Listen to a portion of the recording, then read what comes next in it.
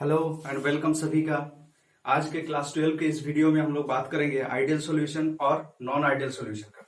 Ideal solution क्या है, non ideal solution क्या है, उनका प्रॉपर्टीज देखेंगे, एग्जांपल देखेंगे और ग्राफ देखेंगे। तो चलिए स्टार्ट करते हैं आइडियल सॉल्यूशन और नॉन आइडियल सॉल्यूशन। तो ideal solution, non ideal solution जानने से पहले हम लोग को राउल्ट लॉ का ग्राफ देखना पड़ेगा।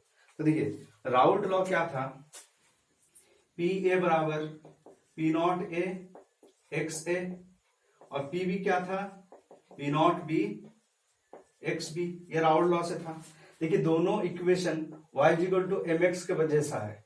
यहाँ y क्या है, पी ए और पी बी, x क्या है, एक्स ए और एक्स बी। तो चलिए ग्राफ स्टार्ट करते हैं। हम लोग एक लेते हैं y एक्सिस और ये लेते हैं x एक्सिस। ये x एक्सिस है, ये y एक्सिस है।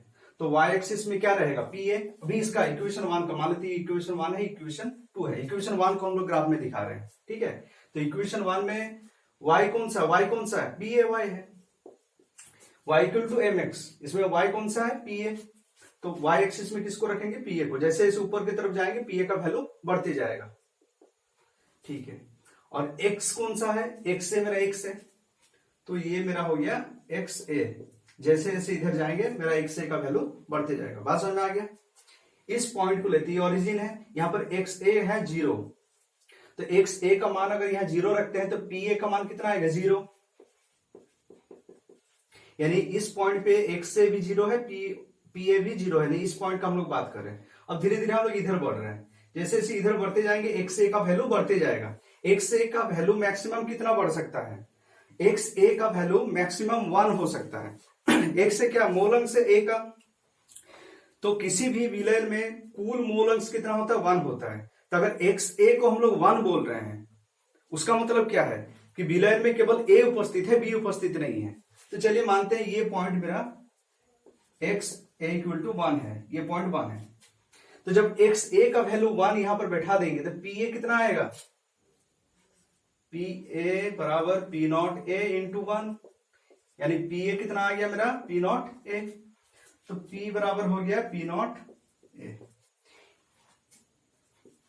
पी ए कितना हो गया, पी नॉट ए। तो मानते हैं ये कोई पॉइंट है, ये मेरा पी नॉट ए है। अब इसको यहां से मिला देते हैं, ठीक है। चलिए तो इसको यहां से मिलाते हैं। तो ये किसका ग्राफ हो गया, पी बराबर पी ए बराबर पी नॉट ए एक्स ए का। बात समझ में आया। अब देखिए जब यहां एक्स ए इक्वल टू 1 है तो एक्स बी कितना होगा, 0। विलय में एक ही घटक है, ए बी तो है नहीं, तो एक्स बी 0। तो जब एक्स बी 0 होगा, इसको देखिए एक्स बी 0 होगा तो पी बी कितना होगा, 0। बात समझ में आया। इसी एक ग्राफ में हम लोग इक्वेशन 2 को भी दिखा देंगे। ये इक्वेशन 1 को दिखाए, अभी इक्वेशन 2 को दिखा रहे हैं। तो एक्स से जहां पर मेरा 1 था, एक्स बी वहां पर 0 होगा। जैसे जैसे इधर जाएंगे एक्स बी मेरा बढ़ते जाएगा, बढ़ते बढ़ते मैक्सिमम कितना हो सकता है। यहां पर देखिए एक्स से 0 है, मतलब यहां पर एक्स बी कितना है, तो 1 है। कुल मोलर्स तो 1 ही हो सकता है ना। तो एक्स से जहां पर 0 होगा, एक्स बी 1 होगा। तो एक्स बी को अगर 1 कर देंगे तो पी बी कितना आ जाएगा, पी नॉट बी के बराबर हो जाएगा। तो मानते ये कोई पॉइंट है मेरा, जो कि मेरा पी नॉट बी को दिखा रहा है। तो यहां से स्टार्ट कर देते हैं, दोनों को मिला देते हैं। ये मेरा ग्राफ हो गया किसका, पी बी बराबर P not B X B का। बात समझ में आया। ये ग्राफ किसका, ये राउल्ट लॉ का ग्राफ है। पी नॉट ए और पी नॉट बी का ग्राफ हमको मिल गया। अब देखिए राउल्ट लॉ से और एक इक्वेशन था पी टोटल का। पी टोटल का कितना था, पी टोटल बराबर था P not A plus P not B minus P not A x A. ये इक्वेशन था। या फिर पी टोटल का और एक इक्वेशन था P not be plus P not a minus P not be, sorry यहां एक्स बी होगा और यहां एक्स ए होगा। ये इक्वेशन था। तो देखिए पी टोटल का मतलब क्या था, पी टोटल का मतलब था P A plus P B. तो दोनों ग्राफ को अगर हम जोड़ देते तो मुझे पी टोटल मिल जाएगा ना। तो दोनों को ऐड कर दीजिए, यहां से इसको ऐड कर दिए तो ये क्या आ गया मेरा, पी टोटल। बस समझ में आ गया। ये हो गया राउल्ट लॉ का ग्राफ। तो पहले इस ग्राफ को आप लोग लिखिए, उसके बाद बात करते हैं।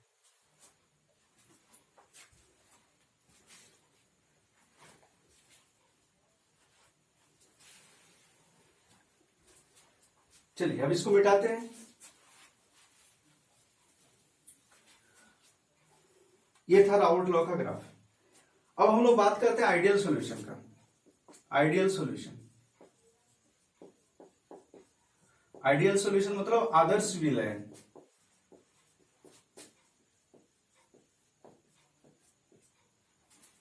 आदर्श विलयन क्या है? आदर्श विलयन वह विलयन है जो हमेशा राउल्ट लॉ को फॉलो करेगा, हर परिस्थिति में जो राउल्ट नियम का पालन करेगा, वही मेरा आइडियल सॉल्यूशन है। ठीक है। आइडियल सॉल्यूशन में बेसिकली क्या होता है, देखिए मानते हैं कि मेरे पास कोई सॉल्यूशन है जो कि ए और बी से बना है, मतलब ए एक घटक है, बी दूसरा घटक है। ए और बी मिलकर के मेरे पास एक सॉल्यूशन है ए बी, जो कि आइडियल है। बात समझ में आया?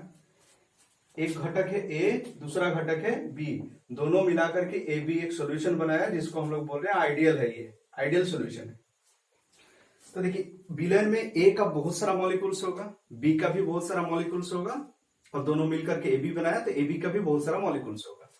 तो स्वाभाविक सी बात है ए और ए के बीच में, ए और ए मॉलिक्यूल के बीच में अट्रैक्शन होगा, बी और बी मॉलिक्यूल के बीच में भी अट्रैक्शन होगा, और ए बी मॉलिक्यूल के बीच में भी अट्रैक्शन होगा।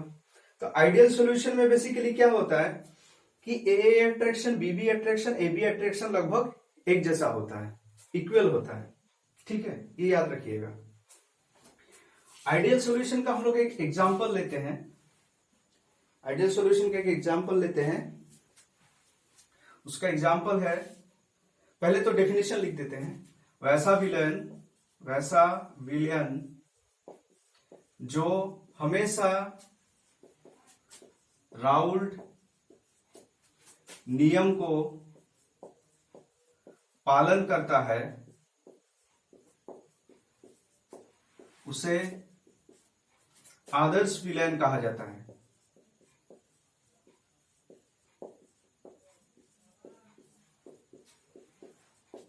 ठीक है, इसका एग्जाम्पल है जैसे कि बेंजीन एंड टोल्यूइन का मिश्रण।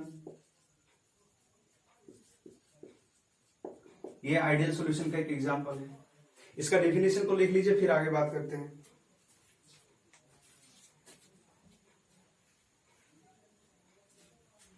चलिए लिख लिए होंगे आप लोग। इसका प्रॉपर्टीज देखते हैं, गुण।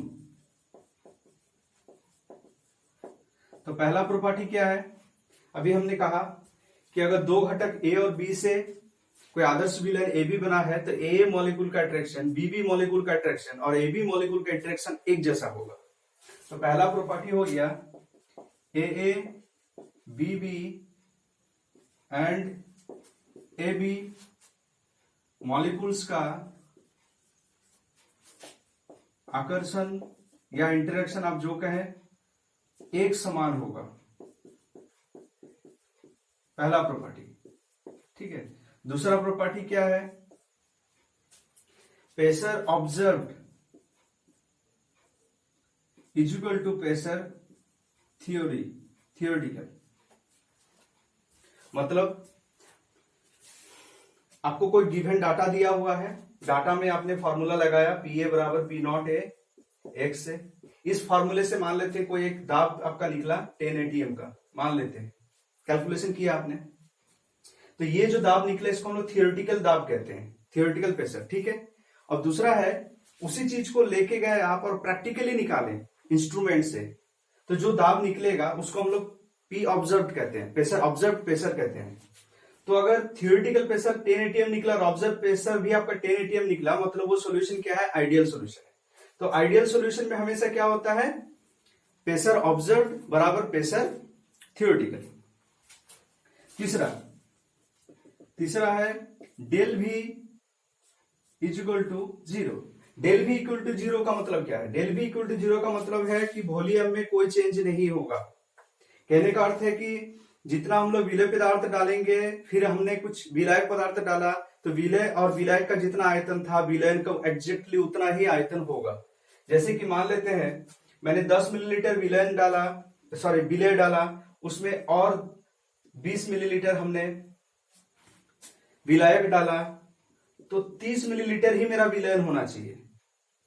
देखिए डेल वी का मतलब होता है V2 माइनस V1।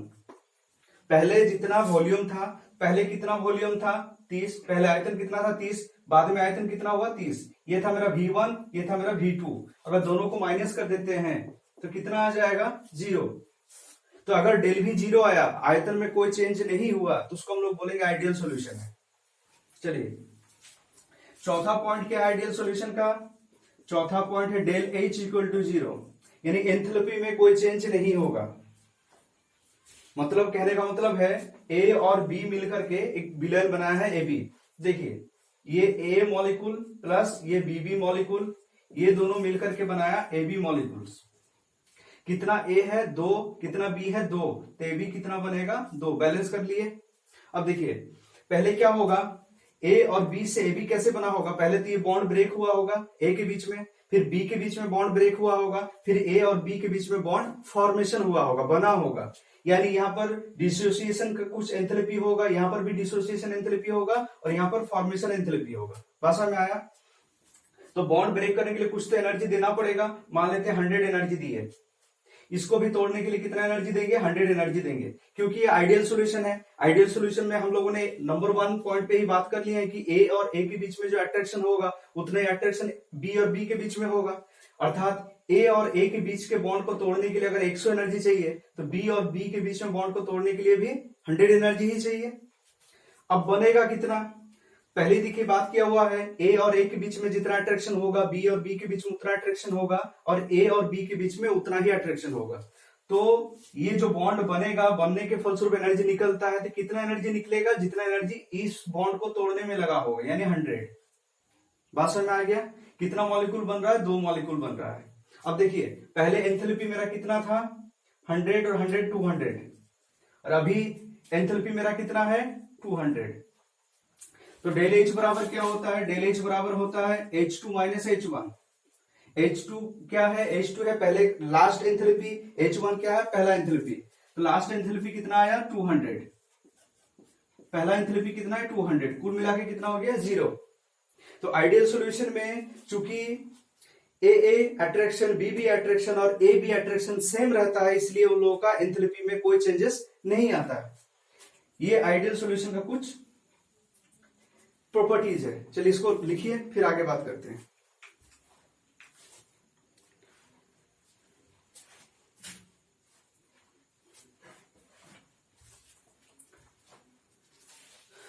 मिटा दें इसको, स्क्रीनशॉट ले लीजिए, नहीं हुआ तो या फिर वीडियो को पॉज करके लिख लीजिए।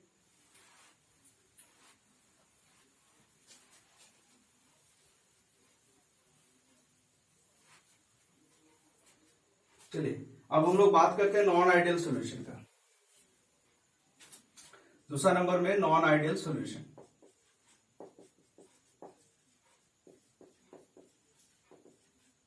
मतलब अनादर्श विलयन। नॉन आइडियल सॉल्यूशन क्या है? आइडियल सॉल्यूशन के जस्ट उल्टा, मतलब वैसा विलयन जो राउल्ट नियम का पालन नहीं करेगा, उसे हम लोग अनादर्श विलयन बोलेंगे, नॉन आइडियल सॉल्यूशन। ठीक है, बात समझ में आया? तो लिखिए वैसा विलयन जो राउल्ट नियम का पालन नहीं करेगा, उसे नॉन आइडियल सॉल्यूशन कहा जाता है। इसको लिख लीजिए, फिर बात करते हैं।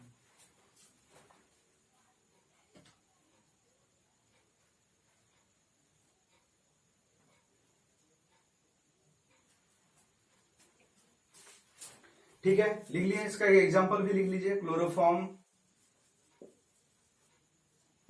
एंड एसीटोन का मिश्रण। क्लोरोफॉर्म और एसीटोन का मिश्रण क्या है? Non ideal solution. Non ideal solution का प्रॉपर्टी आइडियल से जस्ट उल्टा होगा, यानी A attraction, B attraction and A B attraction एक दूसरे से असमान होगा। आइडियल में समान होता तो ये असमान होगा। दूसरा, डेल भी नॉट इक्वल टू जीरो होगा। यानी आप जितना सोल्यूट डालेंगे, जितना विलय पदार्थ डालेंगे, फिर कुछ अपने विलायक डाले, विलय और विलायक डाले, तो जो विलयन होना चाहिए वो अलग होगा। मतलब मान लेते हैं कि 5 मिलीलीटर आपने विलय पदार्थ डाला और 10 मिलीलीटर विलायक डाला, तो विलयन कितना होना चाहिए? 15 होना चाहिए। मान लीजिए 15 की जगह पर 16 हो गया या फिर 12 हो गया, तो उसको हम लोग क्या बोलेंगे? Non ideal solution. Non ideal solution में हमेशा डेल भी जीरो होगा। जीरो होगा क्यों होने का देखिए कारण है मतलब देख लेते हैं, थोड़ा एक्सप्लेन करते हैं। ए और ए मॉलिक्यूल है, बी और बी मॉलिक्यूल है, और ये बना रहा है ए बी। ठीक है, देखिए मान लेते हैं कि इसका 10 मिलीलीटर है, इसका भी हमने 10 मिलीलीटर रखा। ठीक है, ये दोनों जब आपस में मिला, देखिए ए और ए का कुछ एक अट्रैक्शन था दोनों के बीच में, फिर बी और बी का कुछ अट्रैक्शन था। जब दोनों मिल गए तो ए बी बनाया, तो देखा गया कि ए बी के बीच का अट्रैक्शन ये दोनों की अपेक्षा कम निकला। तो अट्रैक्शन कम है तो क्या होगा? एक्सपेंड ज्यादा होगा ना, द्रव ज्यादा फैलेगा तो क्या होगा? वॉल्यूम बढ़ेगा, आयतन बढ़ेगा। तो 10 और 10 20 होना चाहिए था, हो गया 21 या 22 23, कुछ भी, 20 से ज्यादा हो गया। दूसरा केस ऐसा भी हो सकता है कि ए और ए का जो अट्रैक्शन था, बी और बी का जो अट्रैक्शन था, दोनों मिलकर के ए बी बनाया, ए बी का अट्रैक्शन ज्यादा हो गया। किसके अपेक्षा? ए और बी बी की अपेक्षा। तो अट्रैक्शन ज्यादा होगा तो वो लोग आपस में सिकुड़ना शुरू हो जाएगा, मॉलिक्यूल सब, यानी आयतन घट जाएगा। तो उस स्थिति में क्या होगा? 10 और 10 20 की जगह पर 19 हो गया, 18 हो गया। यानी दोनों केसेस पॉसिबल है, आयतन बढ़ भी सकता है, घट भी सकता है, अर्थात डेल भी नॉट इक्वल टू जीरो होगा, आयतन में कुछ तो चेंज होगा। चलिए अब बात करते हैं डेल एच का। डेल एच क्या होगा? नॉट इक्वल टू जीरो होगा। सेम रीजन है, मान लेते हैं ए और ए के बीच का जो अट्रैक्शन है उसको तोड़ने के लिए हमको 10 एनर्जी देना पड़ा। ठीक है, बी और बी के बीच में जो अट्रैक्शन है उसको तोड़ने के लिए मान लेते हैं 12 एनर्जी देना पड़ा। तो यहां पर कितना होना चाहिए? 22 होना चाहिए। अब देखा गया कि ये दोनों का जो बीच का जो अट्रैक्शन था, ए और ए का अट्रैक्शन, बी और बी का अट्रैक्शन, उससे कहीं ज्यादा अट्रैक्शन है ए और बी के बीच में अट्रैक्शन। मतलब क्या? ये जो बॉन्ड आसानी से बन जाएगा, तो ऊर्जा ज्यादा रिलीज होगी, यानी नेगेटिव में आएगा ऊर्जा। फॉर्मेशन एंथैल्पी किस में आ जाएगा? नेगेटिव में आ जाएगा। तो डेल एच क्या हो जाएगा? Not equal to zero. Del H में चेंज तो जरूर होगा, एंथैल्पी में चेंज तो जरूर होगा। और चौथा पॉइंट क्या है? चौथा पॉइंट है आइडियल सॉल्यूशन के लिए P observe not equal to P theoretical. मतलब आपका डाटा दिया हुआ है, डाटा में जितना कैलकुलेशन करके जितना प्रेशर आया, जब उसी प्रेशर को, उसी डाटा को लेकर के, मतलब उसी चीज को लेकर के आप प्रैक्टिकली निकालोगे इंस्ट्रूमेंट की सहायता से, तो आपको अलग प्रेशर दिखेगा। मान लेते किसी चीज का प्रेशर आपने देखा कि 20 है, अब जब प्रैक्टिकल करने जा रहे हैं तो प्रैक्टिकल में 22 दिखा रहा, 25 दिखा रहा है, या फिर कम दिखा रहा है।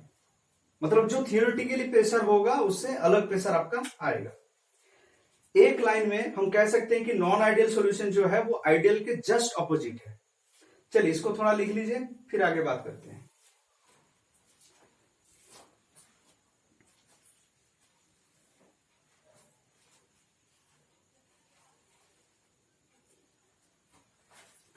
चलिए इसको मिटाते हैं।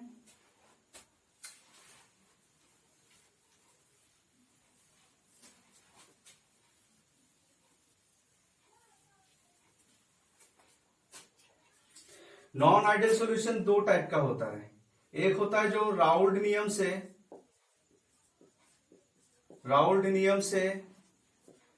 धनात्मक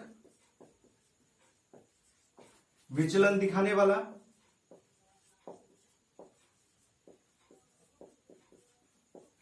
अर्थात राउल्ट नियम से पॉजिटिव डेविएशन दिखाएगा। कहने का मतलब क्या है? कहने का मतलब यह है कि राउल्ट लॉ को हम अप्लाई करते हैं, पी ए बराबर पी नॉट ए एक्स से कुछ एक प्रेशर आएगा, लेकिन आइडियल सॉल्यूशन में, आइडियल सॉल्यूशन में सेम आएगा। नॉन आइडियल सॉल्यूशन का जब हम लोग बात कर रहे हैं, नॉन आइडियल सॉल्यूशन दो टाइप का होता है। एक होता है जो राउल्ट नियम से धनात्मक विचलन दिखाएगा, पॉजिटिव डेविएशन, तो राउल्ट नियम से कौन सा विलेन पॉजिटिव डेविएशन दिखाएगा? जिसका P A greater than P not A x A होगा। मतलब थियोरिटिकली जो प्रेशर मिल रहा है वो प्रैक्टिकल प्रेशर से कम होगा। थियोरिटिकली किसी चीज का प्रेशर आपको, किसी विलेन का प्रेशर 100 मिला, जब आप प्रैक्टिकल करने जा रहे हैं तो प्रैक्टिकली आप क्या देख रहे हैं? उसका प्रेशर 110 आ गया, अर्थात पी ए क्या होगा? ज्यादा हो रहा है थियोरिटिकल की अपेक्षा।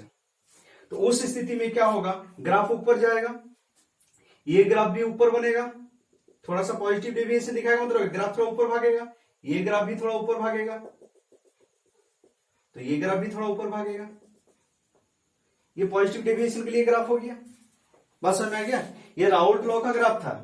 अगर आपको बोला कि अनादर्श विलेन का उस टाइप का ग्राफ दिखाइए जबकि विलेन राउल्ट नियम से पॉजिटिव विचलन दिखाता है, पॉजिटिव डेविएशन दिखाता है, तो क्या करना है? राउल्ट नियम का जो ग्राफ था उसी को ड्रॉ करना है और ऊपर लाइन खींच देना है, क्योंकि सबका भागेगा, सबका प्रेशर बड़ा होगा।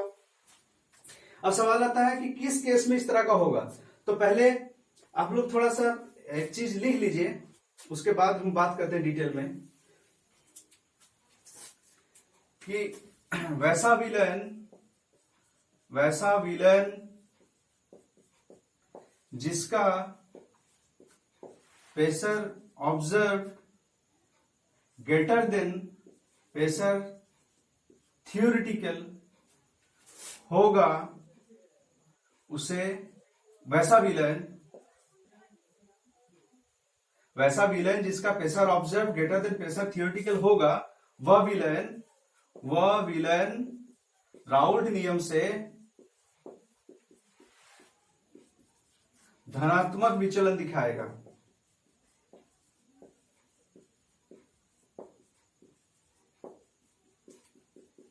इसको थोड़ा लिखिए, फिर बात करते हैं।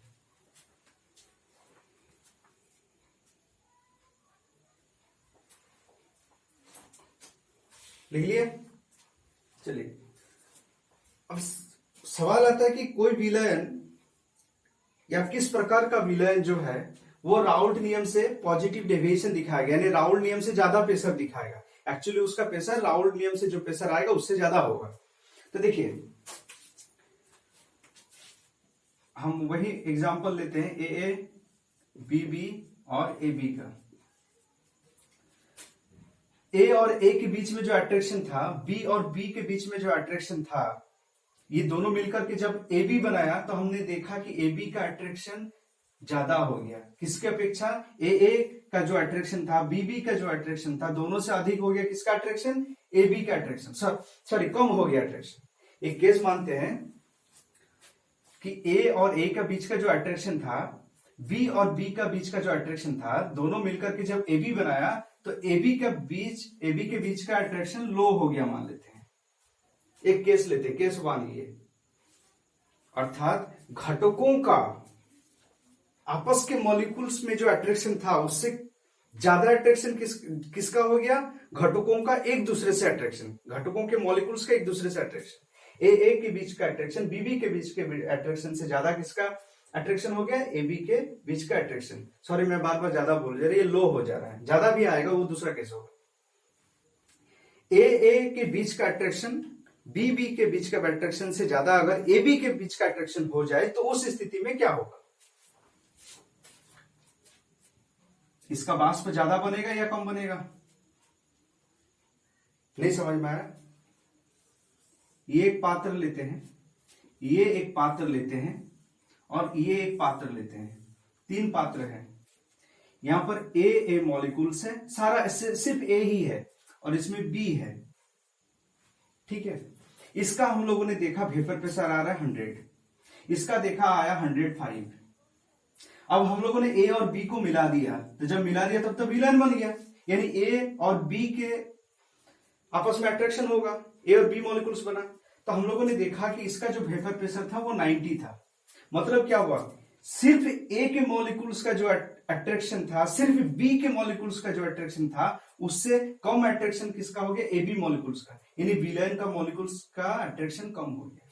जब विलय का अट्रैक्शन ज्यादा था, विलायक के आपस का मॉलिक्यूल्स का अट्रैक्शन ज्यादा था, लेकिन जब विलयन बना तो उसका अट्रैक्शन घट गया। घट गया तो क्या होगा? इसका वाष्पीकरण आसानी से होगा कि देर से होगा? वाष्पीकरण होने के लिए पहले तो ये बॉन्ड ब्रेक होना पड़ेगा ना, तो चूंकि अट्रैक्शन कम है तो बॉन्ड आसानी से ब्रेक होगा, तो आसानी से वाष्पीकरण होगा, तो अब वाष्प दाब मेरा क्या होगा? बढ़ेगा। वाष्प दाब बढ़ेगा तो वो राउल्ट नियम का जो था उससे ज्यादा दिखाएगा, राउल्ट नियम से ज्यादा प्रेशर दिखाएगा। बात समझ में आया? यानी जब ए मॉलिक्यूल का अट्रैक्शन बी मॉलिक्यूल के अट्रैक्शन से कम अट्रैक्शन अगर मेरा ए मॉलिक्यूल्स का होगा, उस स्थिति में राउल्ट नियम से पॉजिटिव डेविएशन दिखाएगा। तो वैसा विलयन का एग्जाम्पल क्या है? उस तरह का विलयन, जैसे कि एग्जाम्पल लेते हैं एक हम इथाइल अल्कोहल और C6H12 हेक्सीन, इसका एग्जाम्पल लेते हैं। तो देखिए होगा क्या, इथाइल अल्कोहल में OH है और इसके साथ C2H5 जुड़ा हुआ है, इस तरह से बहुत सारा OH होगा। तो OH का खासियत क्या है? हाइड्रोजन और ऑक्सीजन आपस में हाइड्रोजन बॉन्डिंग बनाता है। इस तरह करके बहुत सारा हाइड्रोजन बॉन्डिंग बनाएगा। जब इसके साथ हम मिला देंगे C6H12 को, तो C6H12 के पास तो कोई हाइड्रोजन बॉन्डिंग नहीं है, ना ही वो जल के साथ हाइड्रोजन बॉन्डिंग बना पाएगा। मतलब क्या होगा कि जो विलयन बनेगा, इसका अपना एक अट्रैक्शन था, इसका अपना एक अट्रैक्शन था मॉलिक्यूल्स के बीच में, लेकिन जब विलयन बनेगा तो अट्रैक्शन घट जाएगा। क्यों अट्रैक्शन घट जाएगा? क्योंकि इथाइल अल्कोहल का हाइड्रोजन बॉन्डिंग टूटना स्टार्ट हो जाएगा इसके कारण। ये तो बॉन्डिंग तो बनाएगा नहीं। ये C2C6H12 इथाइल अल्कोहल के साथ क्या कोई बॉन्डिंग बनाएगा? नहीं बनाएगा, मतलब अट्रैक्शन नहीं होगा, अट्रैक्शन कम होगा। अट्रैक्शन कम होने का मतलब क्या? वाष्पीकरण ज्यादा होगा।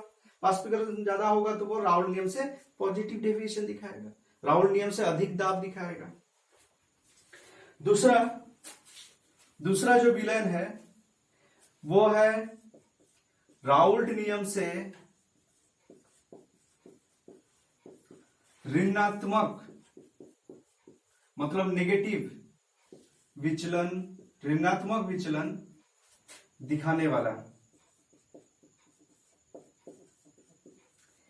आइडियल सॉल्यूशन दो टाइप का था, एक जो राउल्ट नियम से पॉजिटिव डेविएशन दिखा रहा था, दूसरा जो है राउल्ट नियम से नेगेटिव डेविएशन दिखाएगा। तो नेगेटिव डेविएशन कब दिखाएगा? वो नेगेटिव डेविएशन तब दिखाएगा जब ए के बीच का अट्रैक्शन बी के बीच का अट्रैक्शन से अधिक होगा ए बी के बीच का अट्रैक्शन। देखिए इसका अपना कोई अट्रैक्शन था, ये पात्र में सिर्फ ए था, इस पात्र में सिर्फ बी था, और ये मेरा विलयन का पात्र है, ए और बी दोनों को मिला दिया गया। तो इसका एक अट्रैक्शन हम मान लेते हैं 100, इसका था मान लेते हैं कि 105, और इसका अट्रैक्शन देखिए हम लोग 110। मतलब ए मॉलिक्यूल के बीच में जो अट्रैक्शन था, बी मॉलिक्यूल के बीच में जो अट्रैक्शन था, उससे कहीं ज्यादा अट्रैक्शन है ए बी मॉलिक्यूल्स के बीच में। मतलब इसका वाष्पीकरण क्या होगा? स्लो होगा, क्योंकि अट्रैक्शन ज्यादा है तो बॉन्ड आसानी से टूटेगा नहीं, तो वाष्पीकरण होगा कैसे? तो वाष्पीकरण का रेट स्लो होगा। ठीक है, वाष्पीकरण का रेट स्लो होगा तो वाष्प दाब क्या होगा? स्लो होगा। वाष्प दाब कम होगा तो वो क्या करेगा? राउल्ट नियम से कम वाष्प दाब दिखाएगा। तो वाष्प दाब जो कम हो रहा है, किसके अपेक्षा कम हो रहा है? इन दोनों की अपेक्षा कम हो रहा है। तो देखिए अगर नीचे कर देंगे ग्राफ को, हम एक ही ग्राफ में तीनों का काम कर दिए। बात समझ में आ गया? नेगेटिव डेविएशन जो होगा तो राउल्ट नियम का जो ग्राफ था उससे नीचे आ जाएगा, अब पॉजिटिव में राउल्ट नियम का जो ग्राफ था उससे ऊपर भागेगा।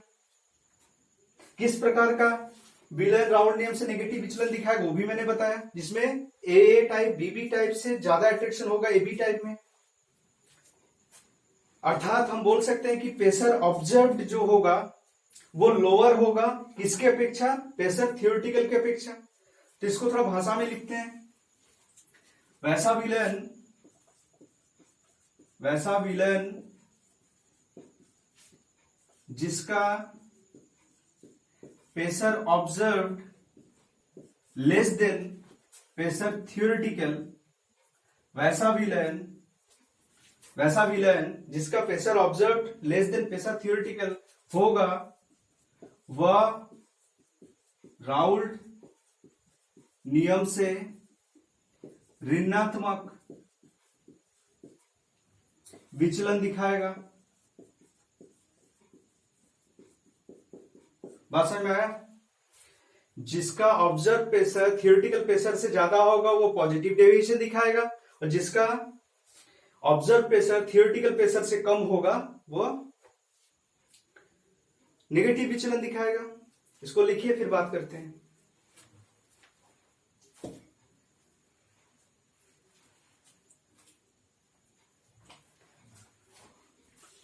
ठीक है, चलिए इसको मिटाते हैं अब। तब इसका एक एग्जाम्पल का बात करते हैं, नेगेटिव विचलन दिखाने वाला विलयन का एक एग्जाम्पल का हम लोग बात करते हैं। इसका एग्जाम्पल हो, आप लोग लिखिए एग्जाम्पल, क्लोरोफॉर्म और एसीटोन। देखिए क्लोरोफॉर्म क्या है, CH Cl3,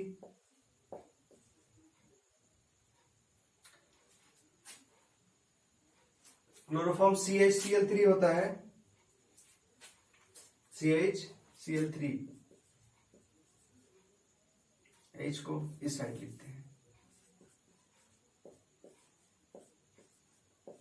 सुविधा होगा, plus acetone CH3 CO CH3। ये क्या करेगा, नेगेटिव विचलन दिखाएगा।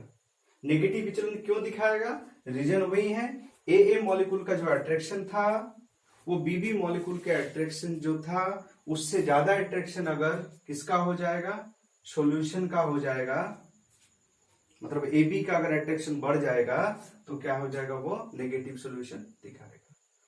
तो इसमें क्या हो सकता है, एसीटोन का ऑक्सीजन इस हाइड्रोजन से हाइड्रोजन बॉन्डिंग बना सकता है। तो अगर इस तरह से लोग हाइड्रोजन बॉन्डिंग बना ले तो क्या होगा, आपस में अट्रैक्शन बढ़ जाएगा, तो वाष्पीकरण क्या होगा, कम होगा, वाष्पीकरण कम होगा तो प्रेशर कम होगा। तो ये था आपका आइडियल सॉल्यूशन और non ideal solution. I hope आप लोगों को समझ में आया। बेसिकली आइडियल सॉल्यूशन जो होता है उसको प्रैक्टिकली प्राप्त करना काफी डिफिकल्ट है, लेकिन थ्योरी में तो निकालना ही होगा। तो इसके ऊपर अच्छा से आप लोग एनसीईआरटी किताब में जाकर के स्टडी कीजिए। ये काफी इंपॉर्टेंट सवाल है बोर्ड के दृष्टिकोण से कि आइडियल सॉल्यूशन और नॉन आइडियल सॉल्यूशन क्या है, दोनों का अंतर लिखे। तो अंतर भी आप लोग लिख सकते हैं, एकदम आसान अंतर है। और ग्राफ भी बनाने दे सकता है कि राउल नियम का ग्राफ बनाइए, या फिर राउल नियम से जो पॉजिटिव विचलन दिखाएगा उसका ग्राफ बनाइए, या फिर जो नेगेटिव विचलन दिखाएगा उसका ग्राफ बनाइए। तो देखिए एक ही ग्राफ से सारा कुछ हो जाएगा, बड़ा सिंपल ग्राफ था। तो आप लोग एनसीईआरटी में थोड़ा इसको स्टडी कीजिए, अच्छा से देखिए, फिर मिलते हैं।